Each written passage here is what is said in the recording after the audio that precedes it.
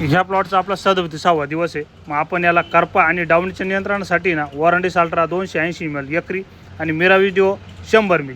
तर मग अशा हिशोबाने ना संग्रामला म्हटलं शेक वेल बिफोर यूज बरं का, म्हणजे चांगलं हलवून घ्यायचं मगच असे औषधं टाकायचं. पण काय झालं प्लॉटपर्यंत पोचताच आहे ना गेलं ब्लोअरचं एक टायर गळून. तर जय हरी माऊली राम राम मंडळी. श्यामचं अशा पद्धतीने रोटरी मारायचं काम चालू होतं, पण त्याला म्हटलं भाऊ कडाचे दगड आणि हे फडके फुडके ना कंप्लीट येचूनच घ्यायचे मगच तो काम चालू. आपल्याला डबल सीट गाडी बसायला बी वाटत आणि हे हार्वेस्टिंगच्या ट्रॅक्टरवरचे ना मशीनवरचे ना पब्लिक अशी बिनधास्त बसेल राहते. ट्रॅक्टर मालकांनी ना मजुरांची काळजी घ्यायला पाहिजे.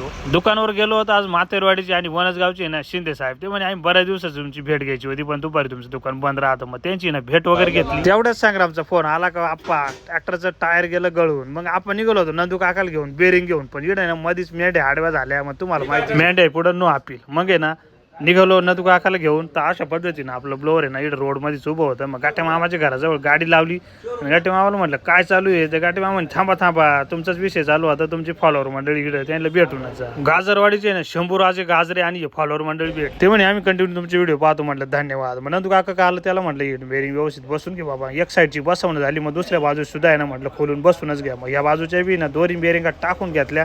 अशा पद्धतीने ना फ्लोअर पुढं वगैरे घेतले आणि संग्रामला म्हटलं रोडवरचे दगड आहे ना पहिले येणाऱ्या अडचणीला तोंड देते ना अशा पद्धतीनं स्प्रे करून घेतला.